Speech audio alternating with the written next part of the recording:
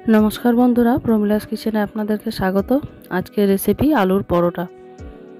तो एखाने आमी सबार प्रथमे एकटा मशला तैरी करब।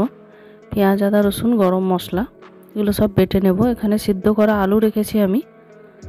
तो सबार प्रथमे एखाने आमी आलूटाके कषे नेब। तो कड़ाइये सादा तेल दिए दिएछि, एर मध्य एकटा तेजपाता दिए किछुटा पेঁয়াজ कुचि एर मध्य दिए दिलाम। पेঁয়াজটা ভাজা ভাজা হয়ে গেলে এরপরে যে পেঁয়াজ আদা রসুন আর গোটা গরম মশলা একসাথে বেটে রেখেছিলাম ওটা এর মধ্যে দিয়ে খুব ভালো করে কষে নেব।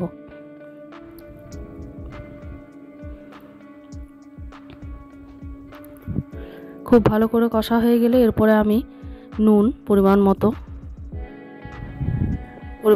কাশ্মীরি লঙ্কা, 1 চামচ হলুদ গুঁড়ো, 1 চামচ জিরে গুঁড়ো আর 1 চামচ ধনে গুঁড়ো দিয়ে খুব ভালো করে মশলাটাকে কষে নেব।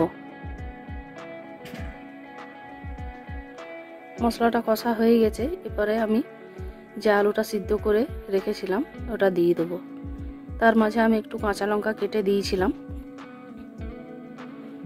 দেখুন আলুগুলো এইভাবে আমি কেটে রেখেছিলাম।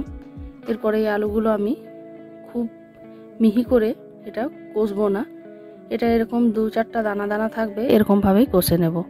তো এখানে আলুটা কষা হয়ে গেছে, এরপরে আমি একটু ঠান্ডা করে ময়দাটার সঙ্গে শুকনো ময়দাটার সাথে খুব ভালো করে মেখে নেব। আগে আমি এটা বেলাবেলি ঝামেলা ছাড়াই পরোটাটা বানাতে চাই খুব সহজে।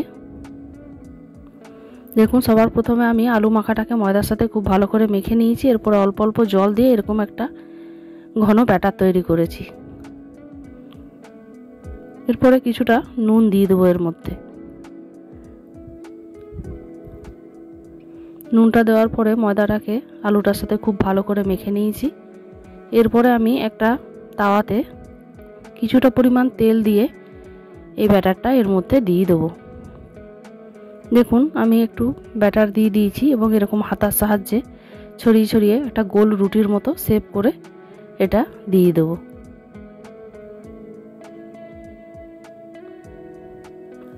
দেখুন এটা এইভাবে ছড়িয়ে দিয়ে আমি ঢাকনা চাপা না দিয়েই এটাকে ভাজবো।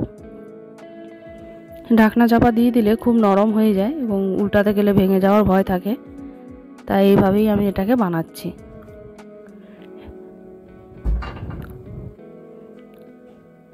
এটা কিন্তু খুবই ভালো খেতে হয়। দেখুন একটা পরোটা আমি তুলে নিয়েছি। এইভাবে যদি আপনারা বানিয়ে খেতে চান তো অবশ্যই আমার রেসিপি ফলো করবেন।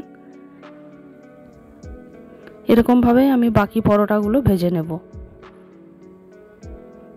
এটা খুবই কম সময়ের মধ্যে হয়ে যায়, বেলার পুর ভরার ঝামেলা ছাড়াই। তো দেখুন এইভাবেই 2-3টে পরোটা আমি পরপর ভেজে আমি আপনাদেরকে দেখাচ্ছি। আমার এই রেসিপি যদি আপনাদের ভালো লাগে অবশ্যই লাইক করবেন, কমেন্ট করবেন এবং সাবস্ক্রাইব করে আমার পাশে থাকবেন। ধন্যবাদ।